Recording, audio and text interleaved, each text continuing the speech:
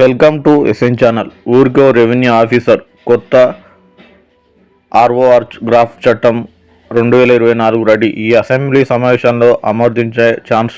పాత వీఆర్ఓలకు కొత్త job start.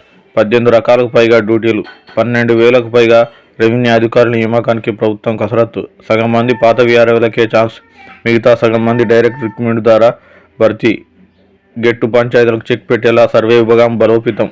పాత వీఆర్ఓల నుంచే 1000 మంది సర్వేయర్లను తీసుకోవాలని నిర్ణయం.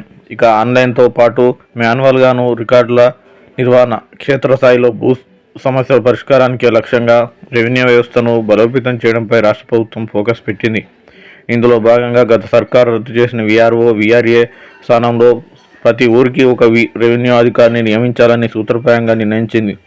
ప్రస్తుతానికి వీఆర్ఓలుగా పరిగణిస్తున్న వీరికి కొత్త జాబ్ చార్ట్ను ఉన్నతాధికారులు సిద్ధం చేస్తున్నారు. రెవెన్యూ శాఖ ద్వారా గ్రామాల్లో 18 రకాలకు పైగా డ్యూటీలు ఉంటాయని చెప్తున్నారు. ఈ రెవెన్యూ అధికారులకు తోడు గ్రామాల్లో గెట్టు పంచాయతీలు తీర్చేందుకు పెద్ద సంఖ్యలో సర్వేయర్లు నియమించాలని ప్రభుత్వం నిర్ణయించింది. గతంలో వీఆర్ఓలుగా పనిచేసి వివిధ శాఖలకు బదిలీ అయిన పాత వీఆర్ఓల్లో అనుభవం ఉన్న వారిని సర్వేయర్లుగా తీసుకోవాలని సర్కారు భావిస్తుంది. రాష్ట్ర వ్యాప్తంగా 12,000కు పైగా గ్రామాలు ఉండగా ప్రతి గ్రామానికి ఒక అధికారి చొప్పున 12,000 రెవెన్యూ ఆఫీసర్ను నియమించనున్నారు.